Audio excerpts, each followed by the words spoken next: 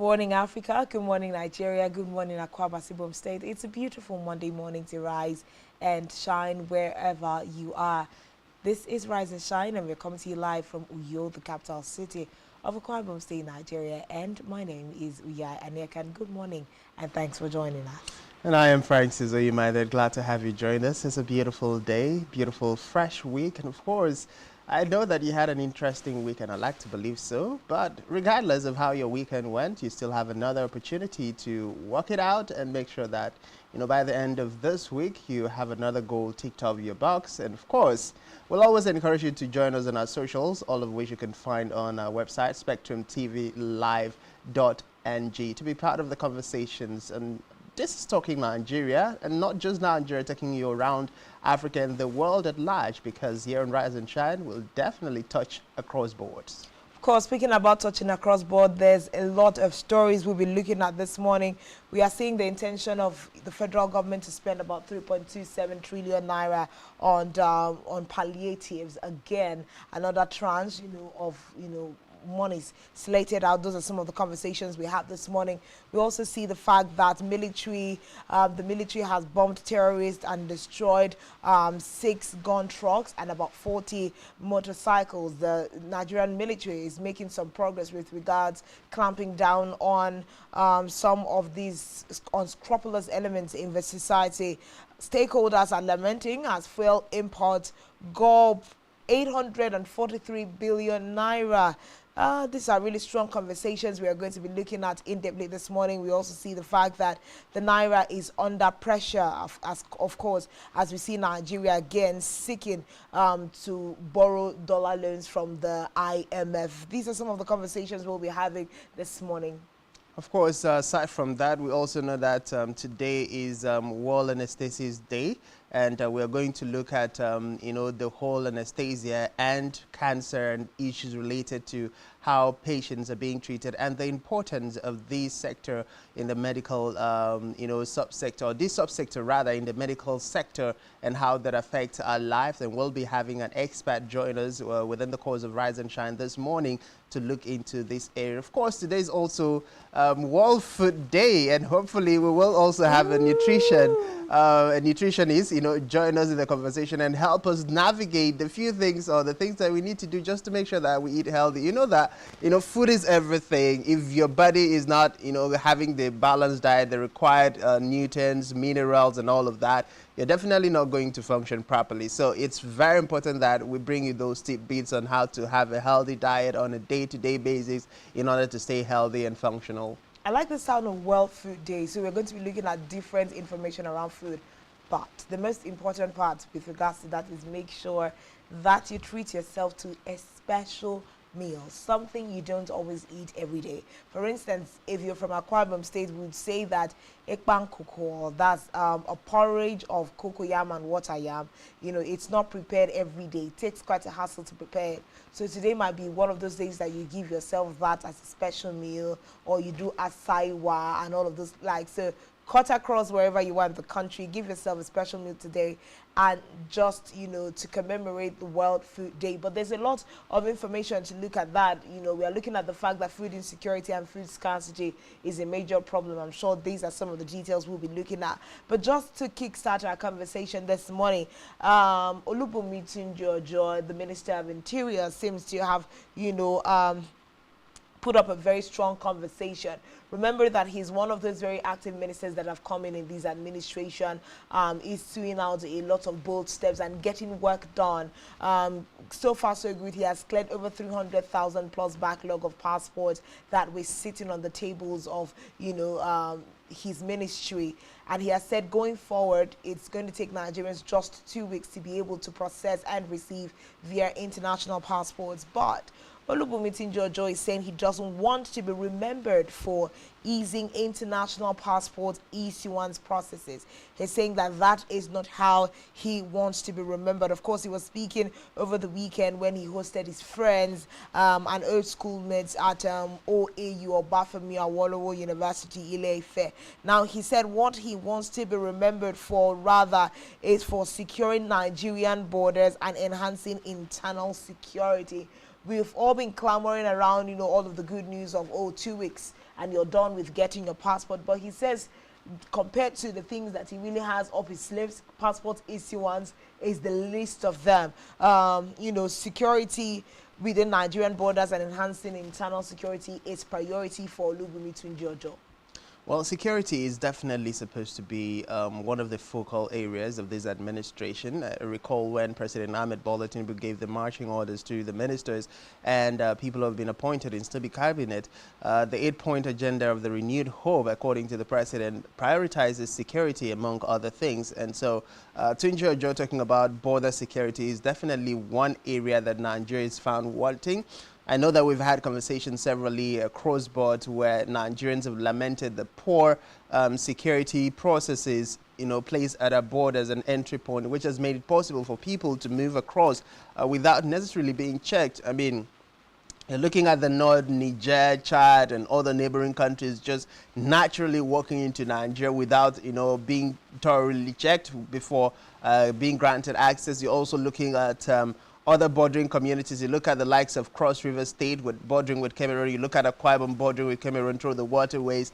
People just literally getting access into Nigeria without following due process, without getting all the required documentation to legally, you know, cross over to the country. So if Tunji-Ojo is able to fix that aspect, then most Nigerians would say he's done a lot more than just, you know, making sure the passport gets to us in just 2 weeks.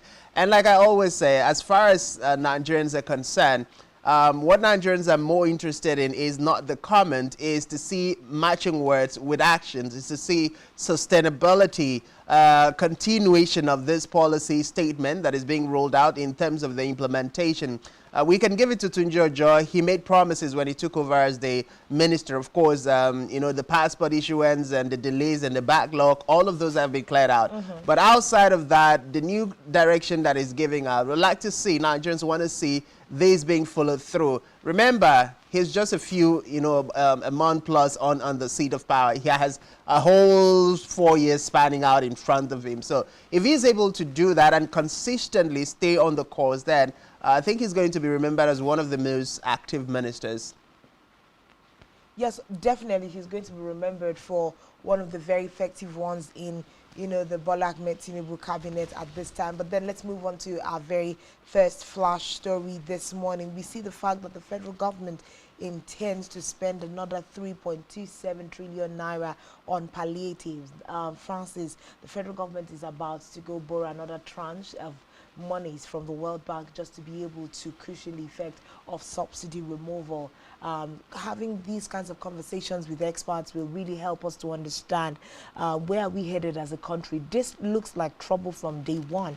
I remember just permutating some, you know, citizens over this conversation yesterday, and a lot of people, the first question is, the first tranche of money that the federal government borrowed from the World Bank for these particular palliatives, where is this money? Who are those that actually did get the money? So far, so good. We cannot quite explain, you know, how, you know, these monies were distributed, apart from like the, you know, palliatives in terms, and really, when we were talking about these palliatives, they were literally cups of rice given to certain people in certain communities. But another 3.27 trillion naira added to the first tranche that was already borrowed.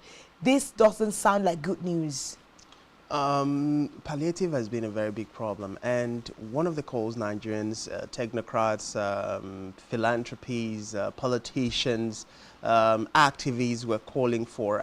We recall several letters were written to the federal government, to President Ahmed Bola Tinubu, within the wee hours of these palliative concerns. And all of these, you know, bordered on what the federal government can actually do to sustainably make sure that Nigerians are saved from the harsh reality of the removal of fuel subsidy, or the era of the removal of fuel subsidy.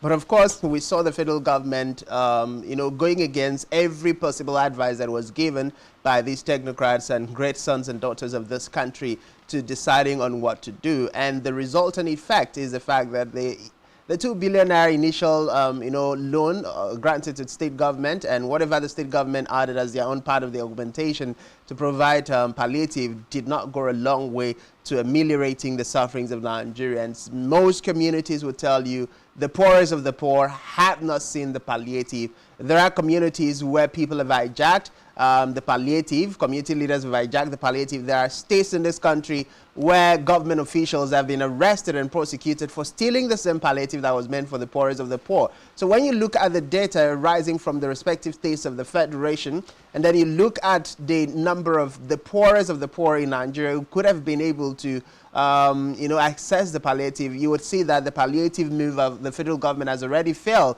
woefully on his arrival, as Nigerians had expected. We're not forgetting in a hurry that the NLC had said it's going to fail because of the releasing of the money through the state government. But one would also ask, if we don't release this through the state government, who's best to handle the distribution of palliative to people across Nigeria? I mean, the state government is supposed to go down to the local government is supposed to go down to the respective communities. And if we follow through the different patterns through the communities set up across the different states of the Federation, we'll see that there were deliberate move by state government to make sure that the community takes into consideration the spread of people. But unfortunately, it just seemed that even Nigerians themselves are not sincere and accountable and transparent and honest in their dealing. Hence, why people at the grassroots who would point the accusing finger at the federal government, at the state government for not doing their best, or are also, found wanting and not doing their best in terms of distributing the palliative. So it's a big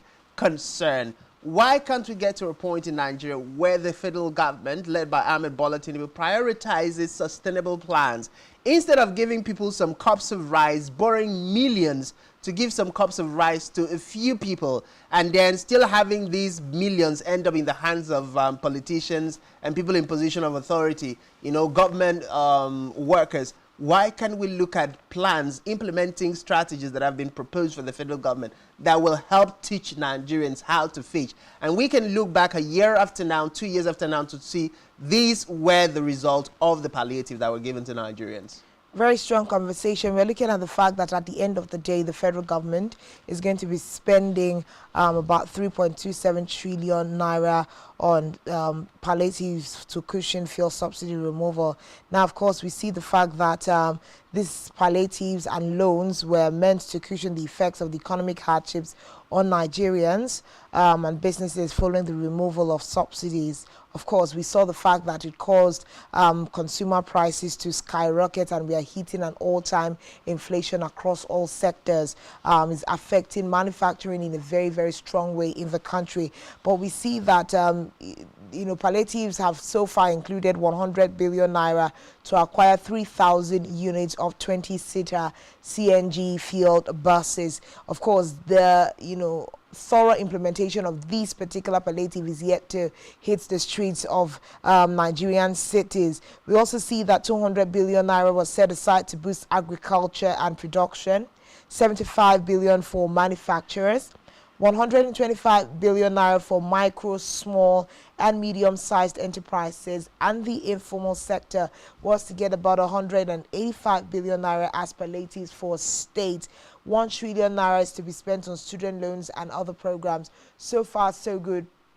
These are the numbers that have been earmarked for different things so far, from the monies already borrowed to cushion the effect. But the big question is, so far so good. How much of these monies have been disbursed to these sectors and these agencies that were named? In agriculture, if you're saying that we're going to put about 200 billion naira to boost agriculture, so far so good since the announcement. What has been done in that particular sector? Of course, 315 billion naira is to pay federal workers. That would take on the payment of 35,000 naira wage award for 6 months for federal workers, 1.13 trillion naira to 15 million households when they are being paid 25,000 naira per month for 3 months from the month of October, and this is October, to December 2023. Just quite, a lot of numbers. Then we also see 70 billion naira is being earmarked as palliative measures for lawmakers, and 75 billion naira for loan facility to 1.5 million market women. So that is the breakdown for every financial expenditure the federal government is going to do with the monies that were borrowed for palliatives. But we must see the impact of these, monies that have been earmarked and assigned, if they have been disbursed, how effectively have they, been disbursed, so that it does help Nigerians at this time. But in the long run, when we look at all of this, was this a good move by the federal government? Well, a lot of Nigerians, a lot of economic analysts, a lot of, activists and concerned philanthropists in Nigeria will tell you that different social investment scheme of the federal government has not really worked in this past. I know that Dr. Beta Edu has consistently said it's going to be a whole different, ball game as far as her leadership in the ministry is concerned. And she's been, meeting with relevant stakeholders across boards to ensure that, the right data is being computed and compiled before the cash transfer, which is, of course, so some of the schemes is meant to kickstart tomorrow, the 17th of October. When you look at the move she's made, one would think, well, probably we'll get it right with data, because that's the very first port of call. If you get it right with the data compilation of the people who are actually categorized as the poorest of the poor, people who truly do need the social investment scheme in Nigeria, then you are on the right course to getting it right. The second thing would be looking at the administrative bottleneck, looking at the corrupt practices that is enshrined within the processes of actually getting this money from the coffers of the federal government up through the channels down to the people who are the beneficiaries of the social investment scheme. Don't forget that on the week as just before the Empire program was suspended, and then of course the National Assembly is trying to investigate and probe into the issue and the transactions and all of the money that has been spent over time. Nigerians had also said the trade money or the trader money that was given to people who are doing small businesses to actually support their business was also a huge failure on the part of government, as it did not get to the actual market women. There were allegations that one person could own like 10, 20, 40, 50 accounts, getting that trader money from the federal government as against the real market women. So you're looking at the federal government paying, giving 50,000 naira out as trader money to market women this time around. What are the modalities put in place to ensure that these money are given directly to the market women? I know Nigerians will say, yes, if we have to get to that point, then transparency and sincerity have to cut across board. But there are avenues that we can get directly to these market women. Every market across the length and breadth of this country have market associations. They have market women associations. So why is the federal government not trying to utilize that structure to get right to the market? Just the same way we have politicians, gather their constituents and share money. How about we get to utilize that process to have this money handed out directly to the market women? Big questions right there this morning. But let's move on from that particular story. The Nigerian military has bombed some terrorist hideouts and destroyed 6 gun trucks, 40 motorcycles. These are some of the feats that have been carried out by the Nigerian military over this past few days. Of course, several terrorists were killed after an altercation, of course, was conducted by the personnel of the Nigerian Air Force at Buka Merem in Borno State. Of course, 40 motorcycles and 6 gun trucks were destroyed during the A-raids. We've continued to see the Nigerian Air Force also really beef up their activities with regards to using A-raids to look at some of the hideouts of these, bandits in different parts of the country, and would say that this is a really good move. When you say 6 gun trucks, that's quite a number, and you'd also want to consider the number of guns and other ammunitions that were found on that particular on these particular truck rather. Now, of course, we see the spokesperson for the Nigerian Air Force, Air Commodore Edward Gabwit, speaking on Sunday that the operations were conducted after operatives discovered that the terrorists had left Suwa for Buka Merem. So it's more like, the bandits also know that there's been, literally the Nigerian military seems to be on their tail, and they're moving from one hideout to the other. Thankfully, the Nigerian military and Nigerian Air Force now, were tipped off, and they were able to still make another move. Now, the air component of operation had in Kai in the early hours of October 14, 2023, carried out an air interdiction mission at a newly identified terrorist hideout at Buka Merem near the Lake Chad region. Of course, these strikes are becoming necessary after establishing that the recent relocation of terrorists from Suwa to Buka Merem generally, of course, in the area is likely for some intent of resurgence of attacks on ground troops and innocent civilians. So it's more like we will not have you, move from one place to the other and regroup and then attack the cities anyway. Well, as far as insurgents are concerned, bandits, terrorists, non-state actors, they always know that the state actors, the military, the armed forces are on the tail. And the tendency of, shifting base, moving from one hideout to another is definitely one of the tactics that they use. And that's why Nigerian security experts would always say, for us to be able to address the issue of insecurity, Nigerian armed forces need to invest a lot more into intelligence gathering. And of course, with that intelligence gathering comes the proactive step to ensure that, before these terrorists are able to even perpetuate the havoc they're planning on Nigerians and Nigerian citizens, definitely the armed forces would have been in the know and position itself to take proactive steps to prevent or forestall, those incidences from happening.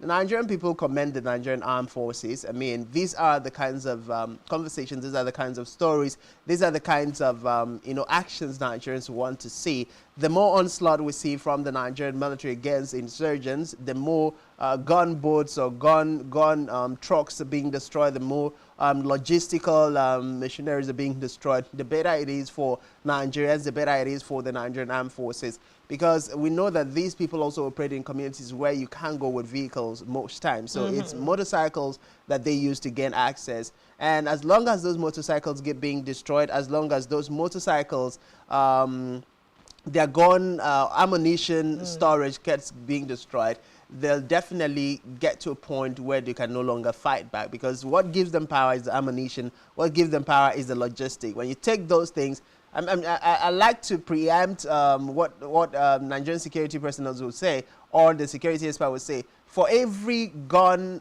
truck that's being destroyed, you're also talking about foodstuff, because most of the gun trucks also come with foodstuff or food provisions for the insurgent members. So a lot of things, these airstrike has sorted means we have a lot more reduction in terms of ammunition, in terms of supplies generally for the non-state actors, and that is speaking well for Nigerians. That's speaking well for the armed forces. So I'd like to commend the armed forces. I'd like to keep encouraging them. I know Nigerians will say, yes, you had sworn an oath, but then we also appreciate the fact that you had not just sworn the oath, but you are committed to making sure that we as Nigerians are protected. You pay the supreme prices while we are here, and so we owe you that respect, we owe you that allegiance, and we encourage you and we support you in what you do. And just like the Army Chief of Army Staff had said, it's about time for the Army to really prioritize, getting into engagement with the community people, building that collaboration, building that connect, building that confidence to allow for information sharing, because all of these non-state actors go into the community, and the community people will know who is a stranger that is suspicious that is coming in. Well, these are very strong conversations and strong concerns at this time. It's more like, Nigerian citizens must stay alert to be able to provide the requisite information, necessary information to the, security architecture, the features, structure that we have in the country, so that these men and women of the armed forces can make these communities, more of a safe harbor for Nigerians at this time. We are running at a lot of loss because of this insecurity at this time. But let's have look at the fact that stakeholders in the downstream oil sector are lamenting as fuel imports go up about 843 billion naira. We are beginning to see some artificial build-up of queues or at fueling stations, and then we're also seeing the prices fluctuate from one thing to the other. Of course, petrol is selling from about 600 naira to 650 in most parts of the country as of now. But when we see that the importation of fuel is costing about 843 billion naira. Break this down into every other detail, and let's look at, what the import of this is going to be on consumers being able to easily get, the commodity and use. Now, in time past, I think just to have the conversation in the most basic way possible, in time past, people would use the sum of about 5,000 naira and be able to get themselves enough fuel to last them. But we are looking at the fact that 5,000 naira is literally almost giving you about just 5 liters of, petrol. How far is that taking you, and how many more people can really afford to keep buying fuel that much? So this is a problem, that, manufacturers and importers of fuel in the country are currently facing. What are the ways that, the federal government can really help them to mitigate, if we are saying that subsidy has truly been removed? And these are the realities that are coming to be. What other ways can the consumers, because the impact is going to be invariably felt by Nigerians who have to use this commodity for literally day-to-day activities, whether you're going from motor vehicles to the fact that most of our organizations run on power supplied by petrol. Well, of course, it's definitely a big problem. At this point in time, manufacturers are shutting down businesses. Most manufacturers are complaining. We know that, the Vice President, Senator Shatima, had said that the federal government is going to provide power to the manufacturers, and of course that the NDDC Electricity Power Generation Company is also going to be utilized to address those concerns. But how long it will take for that concern to be addressed, and how long it will take for the federal government through the power generation company under the platform of the NDDC to be able to provide possible sustainable power source to the manufacturing clusters across the respective states of the Federation is definitely a thing to consider. But in the event that that is done, I think it will go a long way to ameliorate the suffering and the hardship posed on the manufacturing sector. Right now, fuel is at the highest cost, in as much as we had that the federal government plans also to talk about palliative, for the organized private sector manufacturers in terms of, reducing diesel price through the removal of the VAT that was added and other tax incentive placed on it. We are yet to see that actions being played out. We are yet to see that affecting the price of diesel in the open market. But be that as it may, we do hope that President Ahmed Bola Tinubu and his cabinet are able to resolve some of these issues, because just yesterday we saw the leadership of the Nigerian Union, the Nigerian Labour Congress, and the trade union organizations talking about the fact that they had given the federal government just 30 days, and that the next time they're going to embark on strike, there's not going to be any warning. And they're expecting that the federal government is working on the 15-point itemized in the MOU that was signed, which led to the suspension of the strike. So we do hope as well, in the line of the labor thoughts, in the lines of Nigerians who are bearing the biggest part of the brunt, that the federal government of Ahmed Bola Tinubu is actually holistically addressing those concerns. Because if that is not happening, God forbid, far be it that we get to a point where we shut down the activities of Nigeria. At this point, we have, naira to a dollar, almost 1,050 naira, and no one knows where it's going to head. And some person speculated just yesterday that we might get to a point where a dollar is going to sell for 1,500 naira, and that would be out of this world to even conceive. That would be disastrous, looking at our dependence on the dollar in this particular country. Of course, the NNPCL is saying that they intend to look for more ways to, purchase petrol in the country. Of course, they are the sole importers of petrol, and now they have changed the format with which these arrangements were done. Instead of the swap, method that they were using, now the NNPCL is using cash tenders. That's like direct purchase for this product. But is this any different from doing, product swap? Is this really going to impact the system? Because of course they will use cash tenders, buy it directly, and then still buy back the refined product. What's really the difference with the swap? Is this going to reduce the cost on landing and all of this? But that's literally what is on the table this morning. We are looking at 1.36 billion liters to be provided, to be consumed across the country. that has been consumed rather across the country so far, so good. But then we're going to take a quick breather. When we return, there's more conversation happening on Rise and Shine. Stay with us.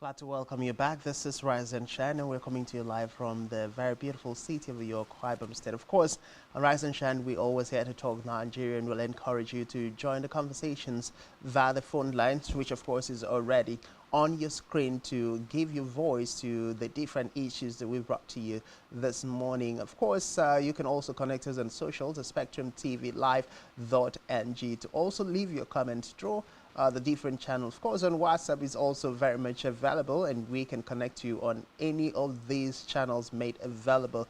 Well, today on Talking Nigeria, we still have a lot more to talk about because you know, we never run of things that happen across the board. And this time around, we're looking at the fact that as far as the ongoing fight, on a major stories rather, as far as the ongoing fight between Israel and Hamas is concerned, we see that the World Trade Organization boss, Dr. Ngozi Okonjo-Iweala, has come out to say that she fears in the event that this war is prolonged, it is going to further place a burden on world trade, and that will affect the ease of doing business across board and also further drive down inflation, which of course is already a major problem for the different countries and continents of the world. And the world woke up just recently to another spate of war breaking out between Israel and you know, the Hamas because of the insurgents there.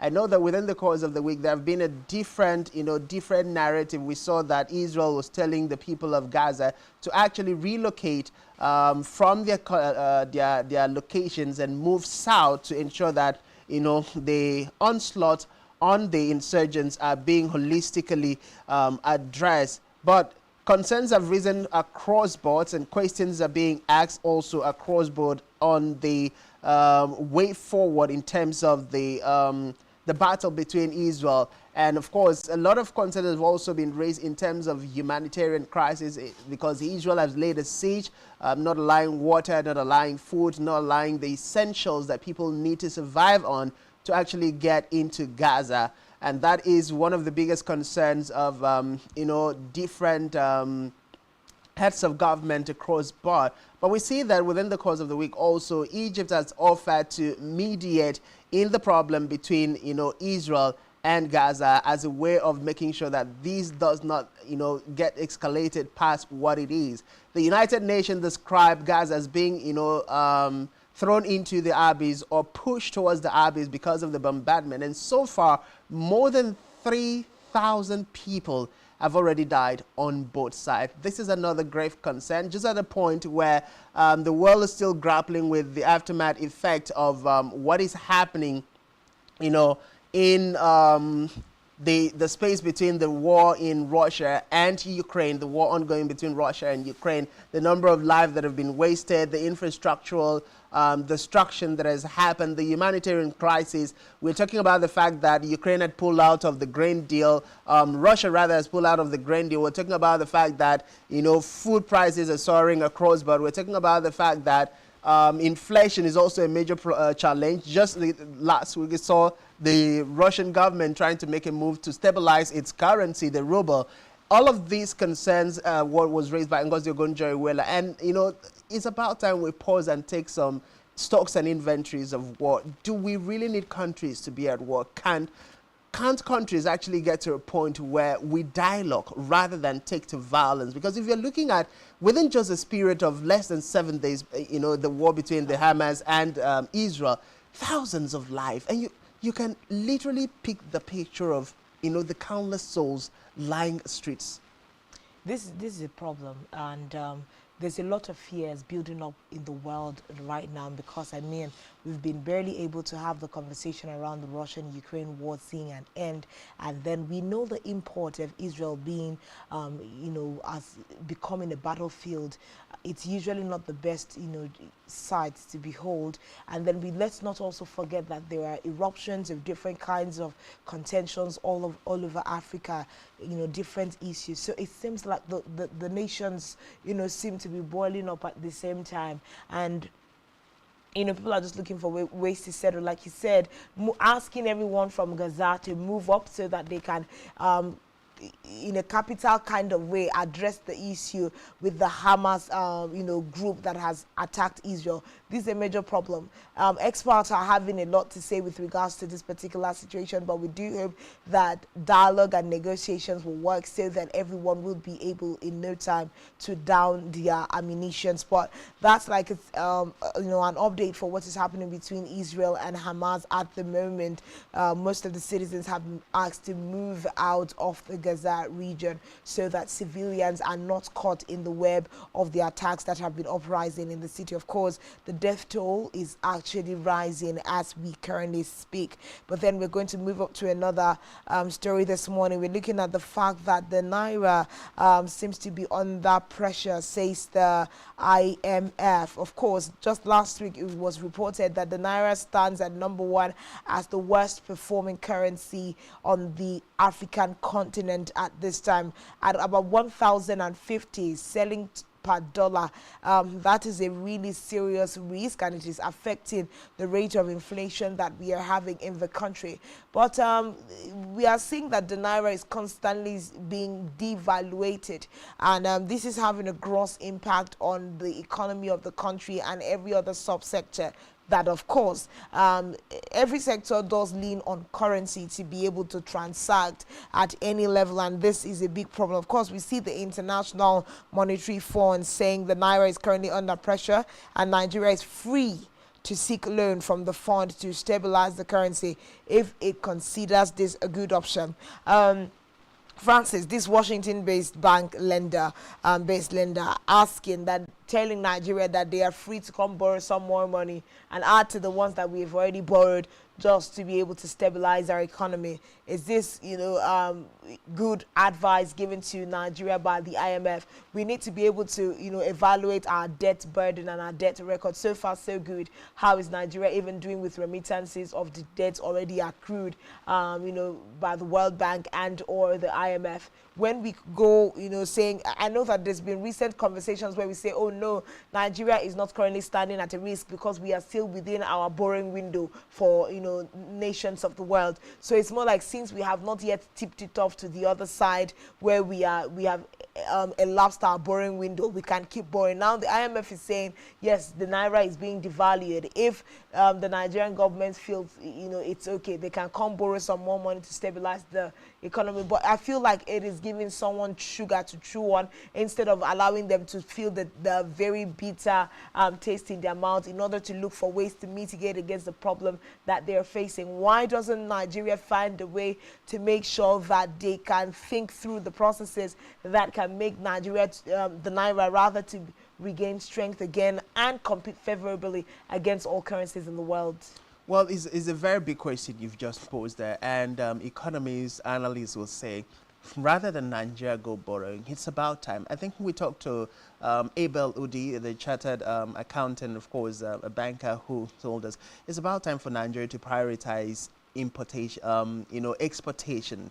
What are we doing as a government to ensure that all of the natural resources, all of the agricultural produce that we can produce in large quantity to export quantity is being, holistically looked into? So Nigerian farmers can prioritize, Nigerian government can prioritize granting loans, low interest loans to those group of farmers who will now produce in export quantity and then export. And of course, to the different solid minerals that we have in this country, what is the federal government, what is the respective state in collaboration with federal government doing to ensure that these things are pushed out in export, quantity. Recall we talked about the fact that the Nigerian Export Promotion Council has literally said categorically that across the length and breadth of this country, each state has at least 3 agricultural produce they can get in large quantity to the outside world. And of course, that would mean export. And that export will mean that Nigeria is earning a lot more in dollars. Now, that will go a long way to, solving the disparity between the naira and the dollar, according to experts. But why are we not getting to that point? Why are we always sitting back and waiting like the Nigerian government is literally waiting for the next excuse to go borrowing? We borrowed 800, million US dollars. Now we're talking about borrowing 400 million US dollars for palliative and the social investment scheme. Why can't we look past borrowing to spend? How about borrowing to invest in sectors that will help Nigeria stabilize within the nearest possible future? That's the concerns of economists. That's the concerns of all Nigerians. Because if we keep on borrowing, sooner or later we're going to overshoot our limits. And when we overshoot a limit, God help Nigeria, how long will we take to get out of it?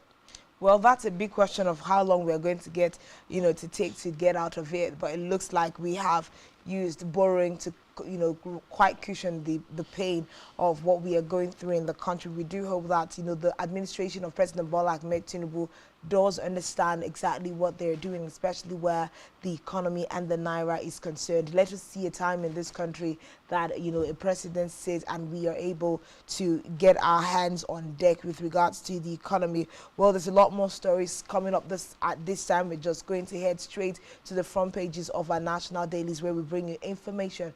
Let's see what the papers are saying this morning.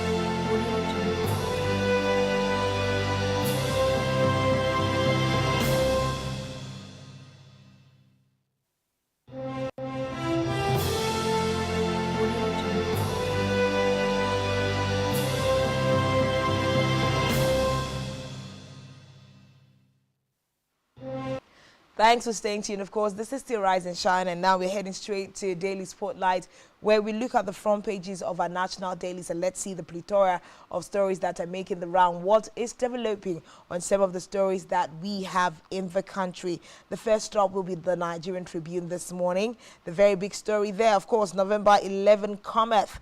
Bayelsa, Kogi, Imo elections. PDP, Labour Party disagree with APC over INEC's assurance. Opposition parties raised doubt over e-transmission of results.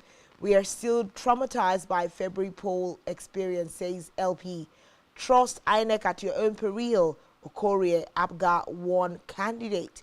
We won't accept results declaration not electronically transmitted, says PDP. Of course, we've heard that in these by-elections, INEC suddenly have stepped down and said that results will not be electronically transmitted. However, this has become okay, and it looks like everybody just swept it under the carpet. But of course, we're seeing opposition parties begin to react to that. And then, of course, INEC will do what it promised, says APC. The details of that particular story is on page 22 of the Nigerian Tribune. Kaduna appeal. Uba Sani, PDP candidate, list 38 errors by tribunal. Page 23. We also have here annual editors confab. Economic experts to interrogate state of economy. Tinubu expected to declare conference open in Uyo. All right, the president is going to be in our city. We also see here Ondo APC, PDP trade words over Akeredolu's absence and planned mayhem. Page 28 is where you can find details of that story. World Food Day, Nigerians groan over persistent increase in prices of food. Of course, Nigerians are seeking government support for farmers to boost production. Experts suggest ways to attain food sufficiency. Details of that story is on page 6. FX restrictions removal on 43 items. Policy change will promote orderliness and professional conduct, says LCCI. Page 7. New policy will force down price of commodities. Okay, we hope so. Reps take delivery of new SUVs. Vehicles are work tools. Says Reps leadership. Page 28, of course, the House of Reps, they've taken delivery of new vehicles, and their explanation is these vehicles are work tools for us. The very last story here on the front page of the Nigerian Tribune. CSU, Chicago State University. Tinubu gives reasons why Supreme Court can't accept Atiku's fresh evidence. Alteration in my name, well documented, Atiku tells Tinubu. Says revelation at U.S. court's deposition tip off the iceberg. Page 22. And that's what we have on the front page of the Nigerian Tribune. Well, next up this morning is the front page of Vanguard. On the front page of the Vanguard newspaper, the kicker there says 21 states owe 790 billion naira inherited pensions gratuities. Rivers, Benue State top leads with 119 billion naira. 100 billion naira. Southwest Niger Delta regions have 256 billion naira, 225 billion naira respectively. What we are doing to offset arrears, states. That story is on page 5 of the Vanguard newspaper. Foreign investment in manufacturing up 88% to 861 million US dollars. That story is on page 19. Federal government targets 2 million barrels per day oil production to boost revenue. Forex, that's according to the minister. That's on page 9 of the Vanguard newspaper. Still on the front page, Tinubu to preside over FEC today. That story is on page 8. Markets are short filling stations as scarcity spread to Lagos environs. That's on page 9 of the Vanguard newspaper. And of course, we also see Israel-Hamas war. U.S. woos Saudi, Egypt orders pressure Hamas to free hostages. That story is on page 8 of the Vanguard newspaper. Annual editors confirm expert to probe state of economy. That story is on page 8, and those are the major stories you find on the front page of the Vanguard this morning. Moving on from the front page of the Vanguard, let's look at the Nation newspaper. Big story for Tinubu, why Supreme Court can't admit Atiku's CSU evidence. President files reply to ex-VP's bid. BBC insists CSU certificate not forged. That was a new angle to that particular story, of which has also caused a lot of controversy. We know that the BBC is a very revered media outfit. In the world, their reportage is usually regarded as top-notch, and then some Nigerians and some quarters are like, okay, why is the BBC defending the fact that these certificates are not forged? But all of these are under question and answer segments already, until we get to the Supreme Court and see what else even the CSU, the United States Court, the likes of Atiku Abubakar have up their sleeves with regards to this particular storyline. But okay, we also see on the front page of the Nation, economy takes center stage as FEC meets. Finally, FEC is meeting. Page 4 is where you can find details. It's time to fix Lagos Abeokuta Expressway, says Akpabio. Page 5. Nigerian equities post third highest global returns. Page 18. Experts to examine economy at Editors Annual Confab. Page 26 is where you can find details of that particular story. Former Niger Delta warlords unite against oil theft. Great news, great news. We also see here IMF backs bid to cut inflation, ease debt burden by countries. Says we are mediating between creditors, debtors, nations, says fund presidents. Good news. We also see here U.S. to avert escalation of Israel-Hamas war. George Weah, Bokai, neck and neck in Liberia poll. Okay, we also see here 30 drowned, 167 missing in Congo boat accidents. There's been a lot of boat accidents in recent times, and that's a very sad story this morning. The very last story said that we have here is foreign reserves halt 5 months decline. Foreign reserves halt 5 months decline. Well, last story here is Blue Rail Line now electric. Page 6 is where we can find details, and that's all we have on the front page of The Nation. Well, our next stop this morning is the front page of Punch newspaper, and we have the kicker there. Federal government may spend 3.27 trillion naira on palliatives loans. Of course, the writer there says 15 million households to get 1.13 trillion naira for 3 months, 125 billion naira for MSMEs orders. PWDs demand more palliatives from Sanwo-Olu, and Kwara IDPs get relief material. Those stories are on page 7, 19, and 20 of the Punch newspaper. Tinubu swears in new ministers as FEC meets today. That story is on page 8. Naira on the pressure. Nigeria may seek dollar loan. IMF. That story is on page 30. Fuel import gobs 843 billion naira. Stakeholders lament inactive refineries. That story is on page 2 of the Punch newspaper. Nightclub workers face prosecution for assaulting LASIPA officials. That story is on page 4 of the Punch newspaper. And those are the major stories. Just before we let go the front page of Punch, Israel Hamas, Pope, China, UK demand end to civilian casualties. That story is on page 19 of the Punch newspaper. And those are the major stories you find on the front page of Punch this morning. And of course, at this point, we'll take a short pause and head out to the news brief decks where Mary Joseph is standing by to take us round the latest happening from around. And when we come back, we'll be heading straight to our interview session with a guest who are already standing by. Just stay with us.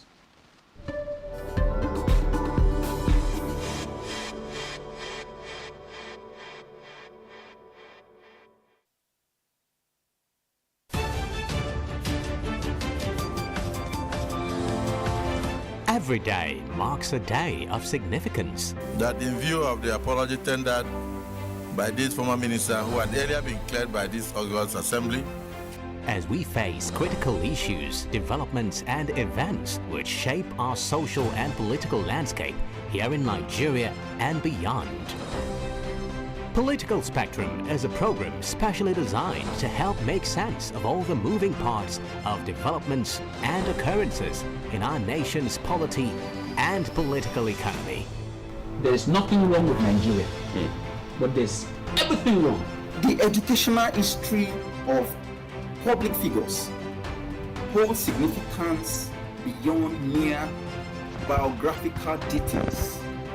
From executive, legislative and judicial developments at national and subnational levels to international diplomacy and relations. Join us for exclusive interviews with key political figures, expert opinions, analysts, thought-provoking conversations for and against, shedding light on the major issues that matter. We will always keep you updated on the most factual, smartest and unbiased reportage. Stay tuned to Political Spectrum. Political Spectrum. All sides matter at the round table. Political Spectrum. Exclusive to Spectrum Television.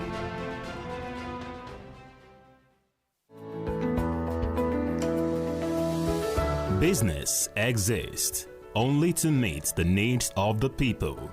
But there's an extra advantage if your product and services are pitched on a platform that gives you the added advantage over your competitors. For your desired return on investment and so much more, advertise on Spectrum Television, on StarTimes DTH Channel 421 and on free-to-air with a frequency of 12733. Spectrum Television, broadening your horizon.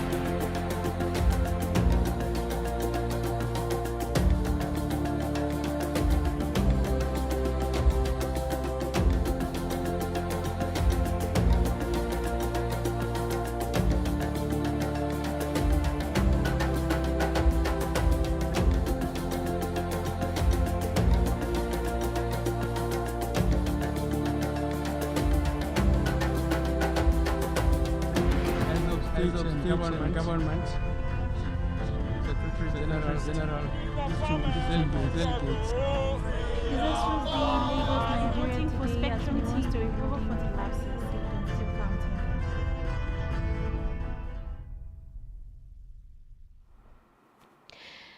Hello and welcome to your morning news briefing Spectrum live from Uyo. I am Mary Joseph. Our first report reveals that the federal government had advised the Taraba residents not to panic over low altitude flights, but begin with from, as it had advised residents of Taraba State who live in areas where aircraft will be flying at low altitudes as part of geological survey exercise conducted by the government, not to entertain fears over development. The government gave the advice in a statement signed by Ishaku Kubu, Media Communications Officer, Mineral Sector Support for Economic Diversification Projects.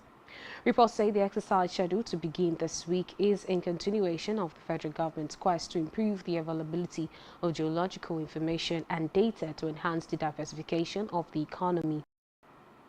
Away from that, the Bayelsa State resident has revealed that Commissioner Obo Efanga has maintained that polling unit results will be uploaded on the INEC result viewing portal IREV for Bayelsa, Kogi and Imo governorship polls, while the chairman of the Independent National Electoral Commission INEC, Mahmoud Yakubu, has reportedly said reports will be uploaded on the IREV.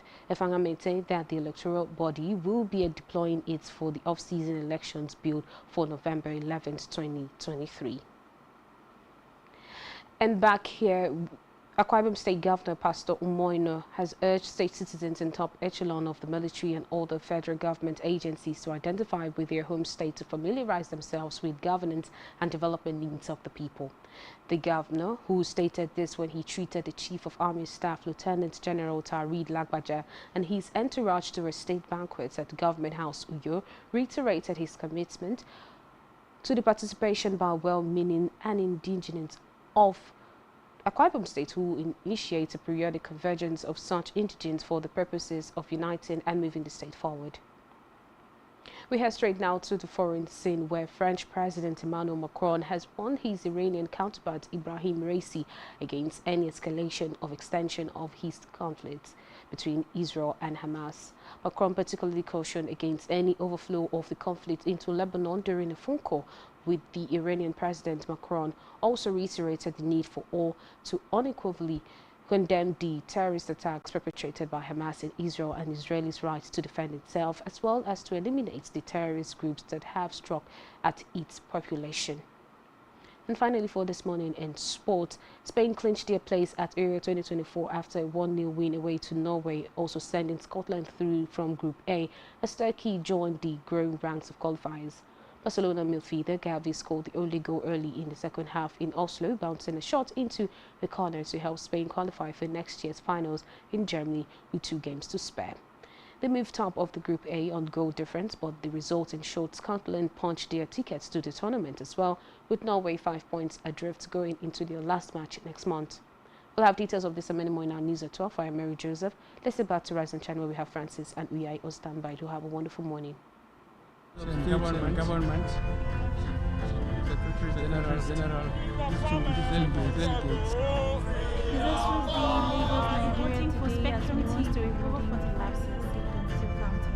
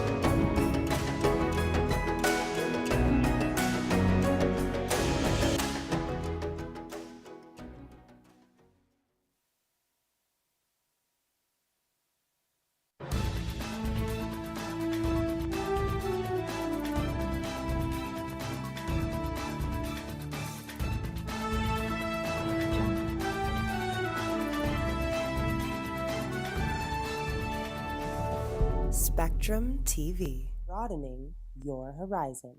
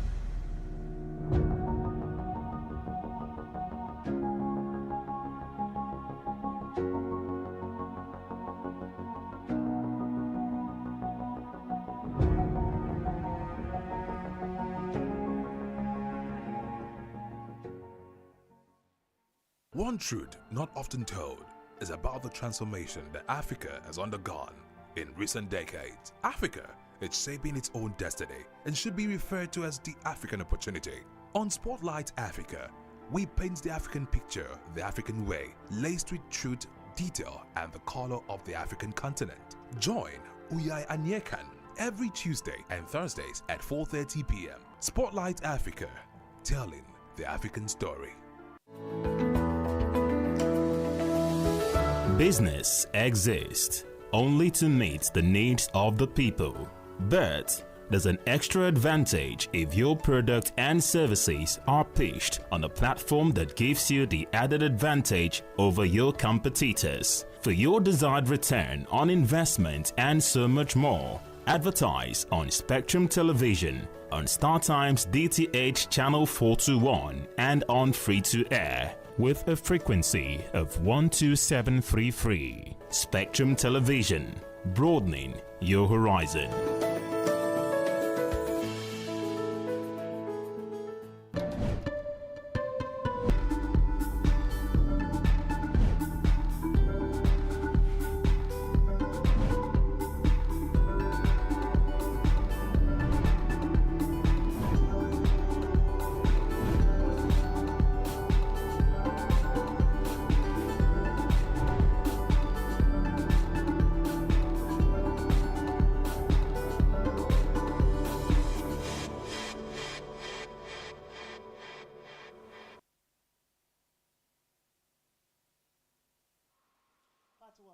This is Rise and Shine, and we're beaming live from the very beautiful capital city of Akwa Ibom State. Of course, today is World Anesthetists Day, and we have the special privilege to welcome to join us via the conversation Dr. Catherine Ayo, who is a consultant anesthetist and head of the Department of Anesthesia, University of Uyo Teaching Hospital. Good morning, Doctor. Welcome to Rise and Shine.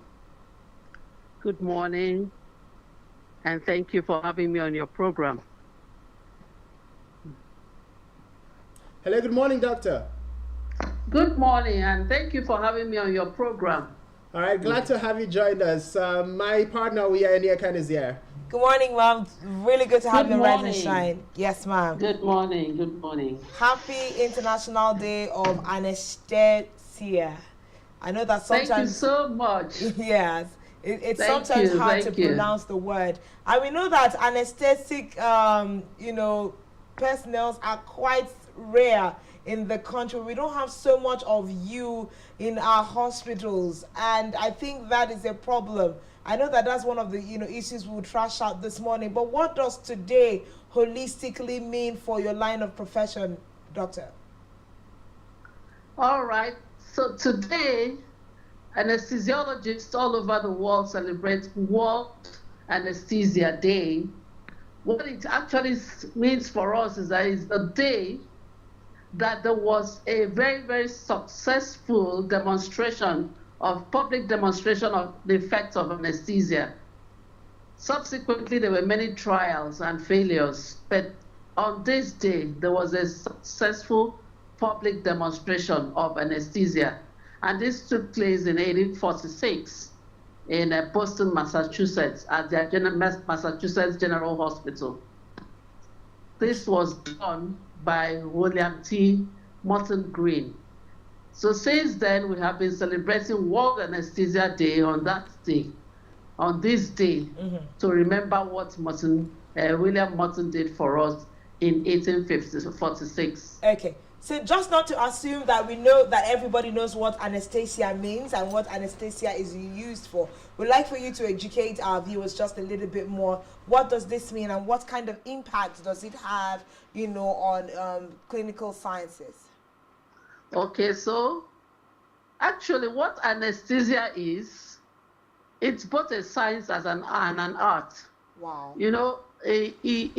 Initially, surgeries were done under very, very difficult circumstances. You had to bring people to hold down the patients or knock them off unconscious. So many things, or give them alcohol to drink to stupor so that surgery could be carried out. But with the advent of anesthesia, all those things are things of the past. Now, patients come to surgery, we put them to sleep, control their vital signs, and wake them up at the end of surgery. Of course, that is not all. We take care of the patient before, during, and after surgery. So we are practically concerned with the safety of this patient at any time T. And let me remind you, not too long, let me just cast your mind back. We all remember the event in the Garden of Eden. The very first anesthetist himself is God. Adam had to be put to sleep for Eve to be formed out of him. We always remember that. Our God can do anything. Absolutely. So for him to just choose that route, it was like an eye-opener for us anesthetists to toe the line. And that's exactly what we're doing. You can have procedures done now without any pain. That is what we do. We render the patient unconscious and pain-free so that surgeons can work effectively. That's what we do. Part of what we do, not all. All right. Doctor, you've just said this is just part of what you do. So I'd like to ask, what are the other things you do before we jump into the theme of this year's celebration? What are the other things that anesthetists do in the hospitals? All right. So the anesthetists are also very much involved in acute and chronic pain management. And then they're also very much involved in care of the critically ill patients in the intensive care units. And they're also involved in what we call palliative care. These are the other things that anesthesiologists have done in recent times and are doing even now. So it's not just about the theater patients. We look after other patients who are sent or referred to us, especially and especially pain management. We are very much involved in that now. All right, Doctor, let's look at the theme for this year's celebration. The theme is the World Anesthesia Day, Anesthesia and Cancer Care. Now, we know that as far as cancer is concerned, the figures and the burden globally is alarming. We're looking at the global burden of cancer rising and the number of cases set at about 19.3 to 28.4 as postulated by World Cancer Body by 2040. So let's look at the theme holistically. What does the theme for this year's celebration mean to your subsector within the medical, enclave? This is a cancer. It's really a burden, and really many people are not paying attention to it.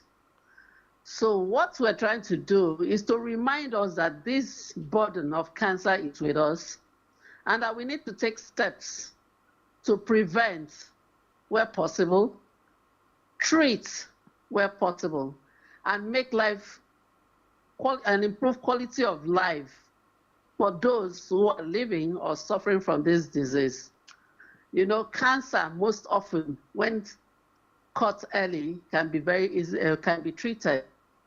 But for us in this climate, most of our patients present late because they were not even aware in the first place that what we're suffering of complaining about those issues were things to be worried about. So, you know, our own style, we'll go to every other place and the hospital is the last port of call. So usually by the time they present, it is late. So what are we doing? We try to raise and increase awareness about these diseases that are forgotten.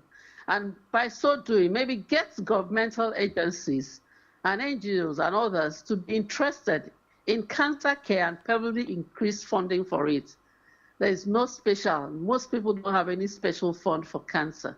So we want to increase that awareness so that both the government and other agencies that can fund it can take cancer care more seriously than it is happening now. And then in so doing, this disease cuts across all specialties of medicine. Is there in children, is there in adults? You know, everybody treats cancer. So what anesthetists are doing is joining their voice in the pleas made by other specialties so that we will be able to prevent this monster called cancer, which is threatening our lives in very, very subtle ways. Okay. Ways we cannot really see. So that's what we're doing by joining the fight against cancer. Joining the fight against cancer. Quick, what do they call it? This word that is keeping my mind. Once you diagnose it on time so that the care can come in very early. Still speaking about World Anesthesia Day, we know that there are people that have certain myths surrounding the use of anesthesia. You know that like sometimes when women go to deliver in hospitals, that some people say they are afraid and do not want to use anesthesia so they do not just sleep away in the process of time. And we also know that over the years, the use of anesthesia has been quite developed in hospitals. It's not quite the same way it was used 10, 15, 20 years back. There are now newer ways that it's being implemented in the hospitals, especially to ensure the safety of the patient that is under, you know, that is being induced for any kind of medical procedure. So I'd just like you, you know, to expatiate on the safety of the use of anesthetics, you know, during medical services. Okay, so there are many services to which the anesthetist is called to be a part of.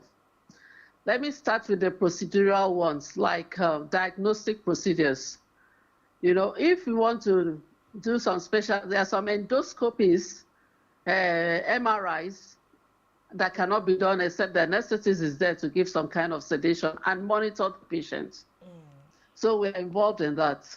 And when we are the drug, we monitor the vital signs. That is what gives us the assurance that this patient that we are handling is safe and sound. Our job is to monitor. We are monitors as anesthetists. And at any time, we monitor everybody around us.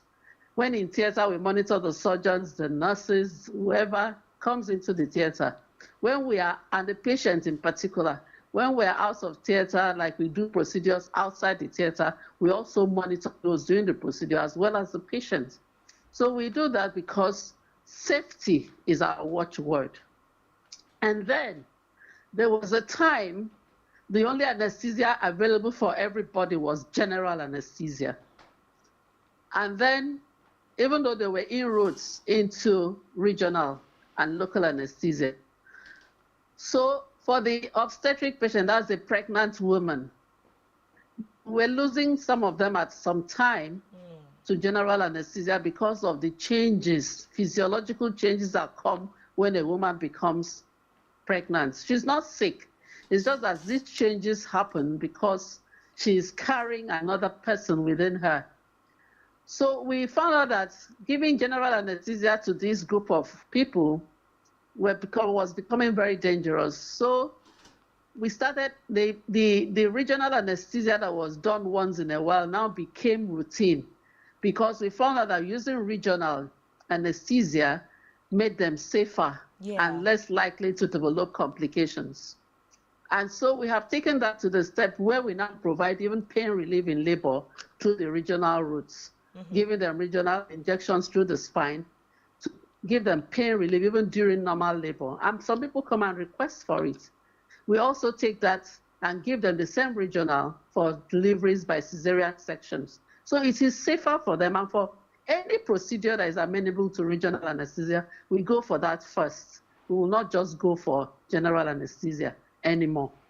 Okay, so we know that, the brain drain has grossly affected the medical sector, especially in Nigeria. We're having lots and lots of our professionals living to other nations of the world in search for greener pastures. The welfare is not the best. The infrastructure is not the best. What would you say is the state of things with anesthetic doctors in the country as of the moment? How debilitating are your numbers? And, what's your cry for more hands to be on deck? Yeah, the brain drain has affected all of us. You started by saying we're not very many. Imagine that we were few, and even the few has been hit. So we really are hit. We have been hit adversely by this brain drain. But we will not, we are also training some more. Hopefully, the ones we're training now will be patriotic enough to stay within the country and train others. But, with all the indices we're all facing, rising cost of living, rising cost of everything, and these are young people with young families, you cannot really guarantee that they may not leave you. We just do what we have to do. We keep training, we keep encouraging, and hope that they will come. That it is in line with that we as a center, we're actually targeting the young ones. Later in the day, we're going to have a session with our medical students. We want to sensitize them and probably encourage them to choose anesthesia as a subspecialty. By the way, this is our own way of trying to increase the numbers within the specialty. And let me quickly state, anesthesia is not practiced only by physicians. We also have nurse anesthetists who are trained to work alongside with us.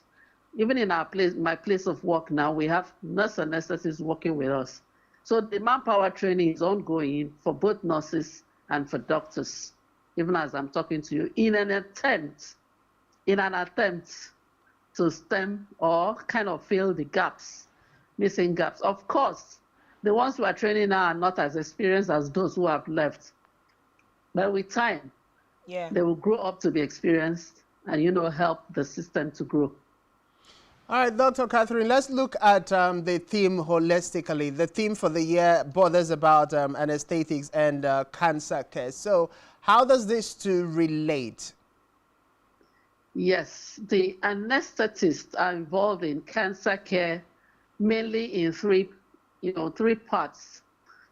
The first one is that sometimes there'll be need to surgically remove these masses. So we're involved in the surgical removal of the masses.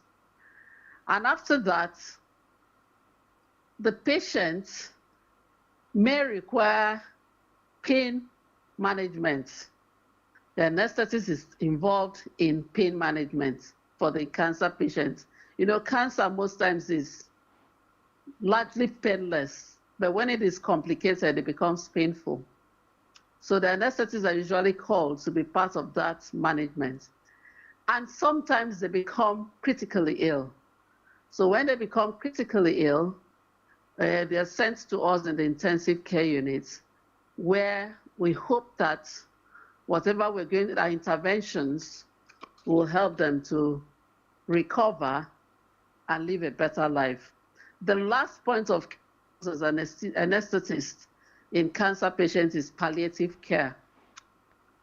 Palliative care is a holistic care that is aimed at, it is a specialized medical care for people living with very serious illness. And in it, we help to relieve the symptoms of this illness which may sometimes be incurable, and then help the patients to live a wholesome and quality life. So it involves physical, emotional, and spiritual care. That is really the part that most anesthetists are really working on as far as cancer care is concerned, the palliative care bit. Okay, so this patient has suffered so much, there is really nothing much. We can see this person is going, but even if you're going, you go with your dignity intact. So we help to do that, even as anesthetists. Thank you. All right, Matt. So it's been such a great conversation with you this morning, looking at some of the details of, you know, the anesthesia, as it were, gaining more understanding. And it's good to see that in the international community, a day is set aside to recognize, you know, what you and your colleagues are doing in the industry. In the overall, what would you, you know, give out as your last words with regards to celebrating this day? How can those consumers of medical services and those in need of cancer care, you know, take advantage of the services that you render to make sure that we have a healthier society, even as we mark this day?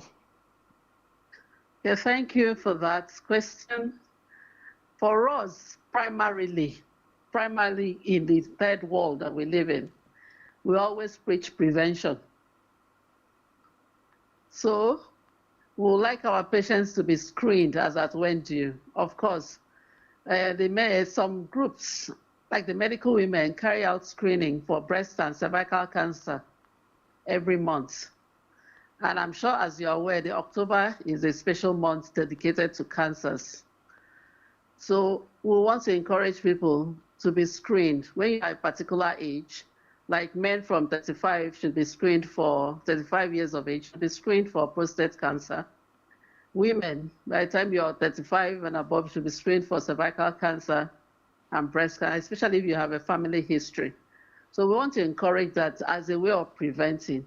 But if there is a need to assess medical health, we want to encourage people to assess on time and not go around shops. We shop a lot in this area. We go to churches first, herbalists first, whoever we think can help us. We go to all those places, and the hospital is usually a last port of call.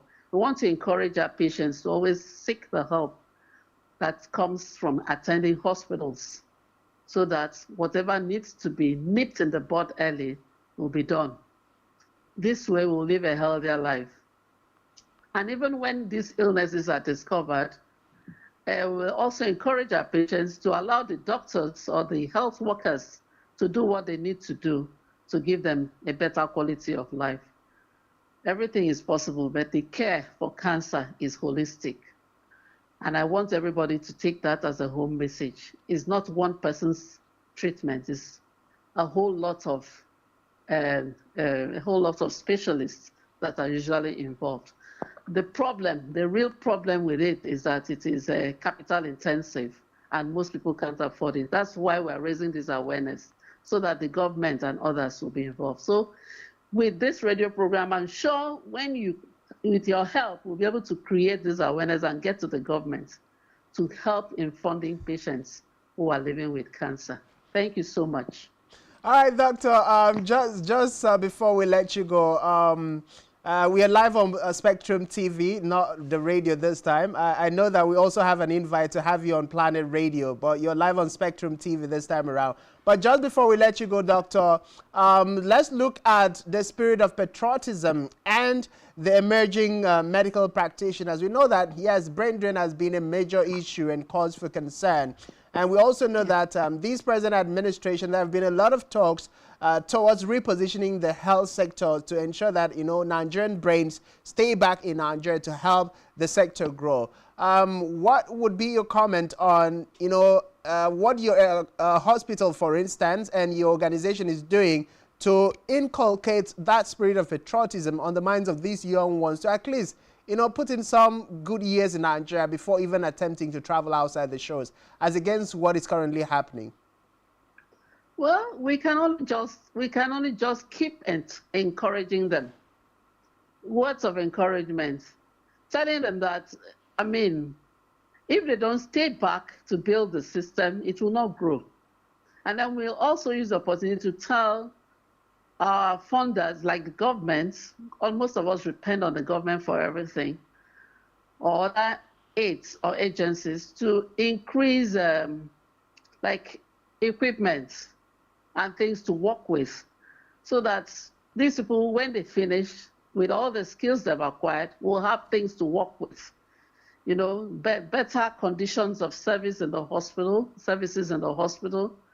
the equipment, and better working conditions, better environment, good and clean accommodation, and all things. Everything to make the things they are going out to get. It's because they are not available here.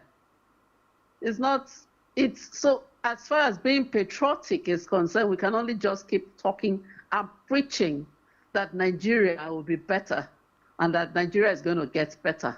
So everybody should not, clamor for outside glory. Nigeria is our country and is our home.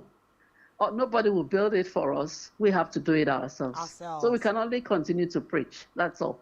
All right. Thank you so much, Dr. Catherine A., your consultant, anesthetist, and HOD Department of Anesthesia, University of Uyo Teaching Hospital. It's been such a great delight speaking with you this morning on Spectrum Television. We do hope that you and your colleagues have a very splendid day.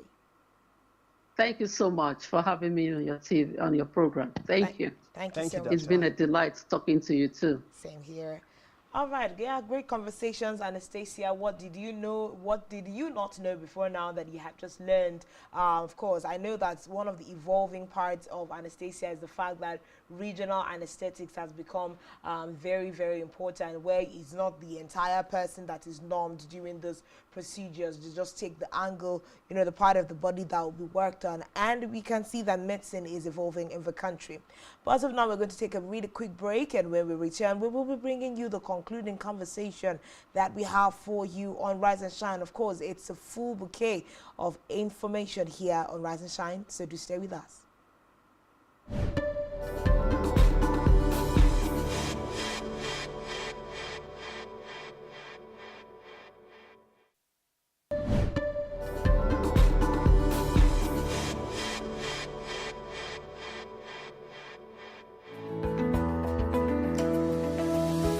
Business exists only to meet the needs of the people, but there's an extra advantage if your product and services are pitched on a platform that gives you the added advantage over your competitors. For your desired return on investment and so much more, advertise on Spectrum Television, on StarTime's DTH Channel 421, and on free-to-air with a frequency of 12733. Spectrum Television, broadening your horizon.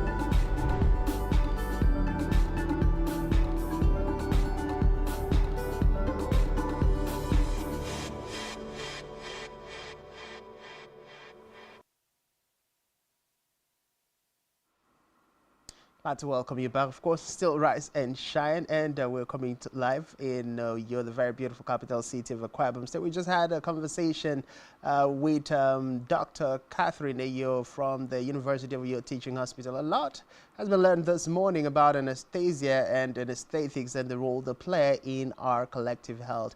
Well, if you're a male and you're above 35, it's time for you to get checked yourself out of prostate cancer. And for the female gender, of course, breast cancer is definitely a point for you to start checking, and then cervical cancer as well. But we're jumping to the next point of conversation this morning, and it's all about food. Why am I so excited? You have to be excited. It's all about food. Today we are marking the World Food Day, 16th of October. Every year is set aside by the United Nations and other agencies to, look into food sufficiency, food security, food availability. you know, even talking pricing and cost. These are some of the things that today is earmarked to, you know, celebrate. And like I said earlier on in the morning, when you're talking about World Food Day, I do hope that it is a day that you can also step out of your regular what would I call it, regular meal set, and make sure you have something out of the box. So cook yourself a special meal, take yourself to, you know, on a food treat today, just to be able to really celebrate today. Of course, World Food Day, 16th of October, celebrated every day to inspire people about healthy diets. So the catchphrase with regards to celebrating today is healthy dieting whilst we eat. I think I was having a conversation with someone yesterday, and I was told that 3 things will kill a person: greed for food, greed for money, and greed for intimacy. Of course. So these are some of the things that will kill a person. Make sure that food doesn't kill you. Of course, we'll be joined by a dietitian this morning to speak with us on the importance of today and just have a background understanding on certain things as regards diet. Of course, Edima Abasi is an executive chef of Genial's Enterprise, and she'll be joining us this morning. Good morning, Edima Abasi, and thanks for joining us. Good morning, ma'am. Good morning. Good to have you on the show. Thank you so much. All right, Edima, how are you this morning? And I know that for days that we celebrate food, chefs, dietitians always have a field day. So how does it feel that we're talking about the very thing you spend every day of your life preparing for people? I feel happy. I feel privileged that the world recognizes the most important thing, which is food. And they actually fixed a day in the whole world. They fixed a day for food, and today is World Food Day. So when we are talking about World Food Day, in your knowledge as a chef, what exactly should be the most important conversations on the table today? What are we really looking at? Is it that we just go out on a food eating spree, or what exactly would you be drawing our attention to as professional chefs and the body as the United Nations intends for today? When we talk about Food Day, today is the international day celebrated all over the world. And it's not about just celebrating the amazing food that people have, but it's about raising awareness for people who do not have such privilege. So people all over the world that suffer from hunger, starvation, and other aspects, today is the day we can come together and combat such problems. Okay, then we come together to combat such problems. I know that a lot of people have serious issues and concerns with, eating habits. So, as a dietitian, would you say most people are eating right, or what is the effect of not having healthy diets on a day-to-day basis on our body system? There are different various effects of not having healthy diets, because if we don't have healthy diets, we cannot maintain our immune system. And it also makes us age faster because of imbalance in our meal. And then it also gives us the inability to function well and also move and work actively. So the importance of unhealthy eating habits should be emphasized, because many people are eating unhealthily. Just such meals like junk food, and some other imbalanced meals, some other food combinations that are not healthy. So today is the day we let the whole world know the importance of food combination and the importance of eating healthy. So we know that as part of this conversation, food security should be, on the table too. We know that, for instance, insecurity in Nigeria has affected the capacity of our farmers up north and even in other parts of the country to be able to, farm. When we do not have food sufficiency, how is it possible for people to live up to having balanced diet? Because it looks like with all of this, people are just able to eat what they can come by. But, with food insecurity, and let's not also forget that food prices are soaring day and day. An average person can hardly, afford to have 3 square meals. So how can we balance out food insufficiency, the fact that there are soaring prices, but yet we still need to eat healthy? Okay, one way we can do that is, as a chef, you know that all the meals that all the food comes from farm, right? All the meals come from farm. So if it's not ideal, it's ideal enough for every home or for an individual to own a small piece of land. Thank God for technology. We can now do back farming. You can do back farming. No, you don't have space in your house. You can just do back farming. Just plant something that at the end of it, you will not necessarily need to buy everything. You don't need to buy everything. There's some things you can just go to your farm, get it, and and then consume it. So if every home or if an individual has, a little piece of land that they cultivate, this will enhance the ability to have or to have food at your disposal. So I tell people that there's no way you can stay without having food or eating, because all the meals ranging from fruits and the main food are from farms, right? So if everyone has a piece of land they cultivate, it will eradicate hunger. Hi, thank you so much, Edima. It's been quite wonderful talking to you. But just before we let you go, what would be your advice to the world as we celebrate this year's World Food Day towards, making sure that we take our diet, we take what we consume on a daily basis very serious? Okay, so my advice today, because I'm actually in a very happy mood, my advice today is for people to eat and marry. Eat a healthy meal, not just because of today. Eat healthy meals from today onward. Eat good meals. Have a very good time today. And then, if you have a loved one, order food from food vendors, order food from chefs, order food from right sources to these loved ones. It's a way of also celebrating. It's a way of also showing the world that you love. Because after life is food. We eat to live, and we live to eat.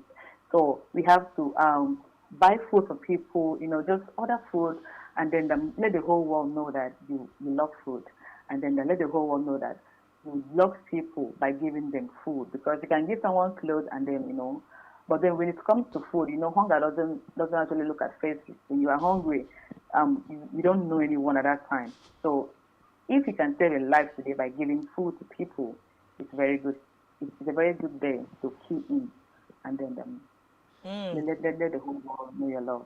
Golden words there by Edima Basi. Let the world know that you love food. Let the world know that I love food, because I do love food. Thank you so much, Edima Basi, for coming to share this time with us. And I think, your message is very instructive. Let us try to share food, with another person today, someone on the street, someone in the hospital, people in the rural areas who have not been able to get more than, cassava and the rest to eat. Please, let's make sure that food goes round. So I think it's a good gesture to offer people lunch today, and it's going to be a really great day. Thank you, Edima Basi, and I do hope that today you continue to stay in this very high spirit and continue to smile through whilst you serve your environments with your cooking skills, culinary skills. Thank you so much. Thank you so much. Thank you. Of course, I think I'll definitely look into eating some delicacies. I haven't eaten in a long while, particularly from my roots. Lunch. I'll think about that. Yeah, I'll think about that, because I don't know if you'd like to eat what I'm gonna eat. Maybe you can offer something different from you. Something I know women, I know ladies love fried rice, chicken. If I eat fish, fried rice and chicken, I'm not celebrating World Food Day. So what is it you want to eat? That's like every other day. I may not. Maybe it's not coming to my mind right now. Maybe I could try out a new meal, something I've never eaten. Okay, now let me ask you: Have you had ekpang and otong? Ekpang and otong. I don't even think I've ever eaten otong before in your life. Yeah, so that's what we should give you I've today. recently eaten ekpang, but then when I'm thinking like this kind of day, you also think of food adventure, trying out things you have never tried. So if you have a good Chinese restaurant around, you would love to try out their meals, Mexican food. If you come from other parts of Nigeria, you'd like to try out Akwa Ibom food wherever you are, because just walk into a good Calabar restaurant where it is Calabar people that are cooking. Ask for white soup, that's like Afia Fere. Ask for ekpang koko. Ask for, according to people that are not from Akwa Ibom, Afan soup. ask for those kinds of things, but just, treat your taste buds to something different and healthy. Well, you're missing another one. A Dikari Kong is one of them. Oh yeah, that's a lot of people know. Is another soup you should look out for. And of course, we're also looking at okra. There's a different way we prepare okra. My face just squeezed. Yeah, there's a different way we prepare okra. Yeah, and that these almighty one from the Atlantic states in Akwa Ibom State, you're talking about fisherman soup. If you haven't had a taste of that, I mean, real fisherman soup, not roadside fisherman soup, like real fisherman soup. Yeah. So those are some of the delicacies. And then afiafere, you mentioned afiafere, but there is one native soup called afine tokon that, is definitely something. Please, let me explain what afine tokon means. Afine tokon means crazy pepper. That's in English language. But this is one meal that takes you down to the roots of Akwa Ibom and what we actually enjoy, and it's a very healthy meal. So for me, I think I'm going to try, I haven't had ekpang in a long while, and a tongue, I mean the real ekpang on the tongue, so probably that's what I'm going to try out today. But on the whole, amala, gbegiri, and ewedu for those in Lagos or for the Lagosians who are in Akwa Ibom and across the states of Nigeria, Africa, I mean, definitely you can trace something that has to do with your root and something outside of your root, because it's also a way for us to mingle with other people's culture, other people's food. You just and then made my day. Exactly, get to enjoy those different delicacies. I'm literally having amala and ewedu today. You made my day. But with shaki roundabout and the whole 9 years. There's this spot that I know, I hope that are still open, because the other people I know their customer service is not nice. Please don't tell me it's the one by IBB Way. No, not that one. Okay. But there is this other one on Barracks. Maybe you need to treat me to that one later. You get it. Well, but it's been a good ride this Monday morning. Bright, nice, and really beautiful doing Rise and Shine with you. Of course, we've looked at a number of issues happening in the country as of today. The fact that the country is being bedeviled with a lot of stress with regards to finances in the country. IMF is saying that Nigeria can come and borrow again if they want to stabilize the economy. And we also saw today the fact that the military had bombed some terrorist hideout somewhere in Borno State, destroyed 6 gun trucks and 14 motorcycles. We have seen so far that with regards to palliatives, the federal government has spent about 3.27 trillion naira on the disbursement of palliatives around the country. These and more are some of the conversations that we have had so far on Rise and Shine, and it's been a good day with you on the other side of the show. Of course, my name remains Uyai Aneka, and until we return to your screens tomorrow. And I am Francis Oyima. It is always fun being here with you, and thank you. Yeah, let's go have that food right about now. And thank you for being there, and do enjoy the rest of your week. God bless you.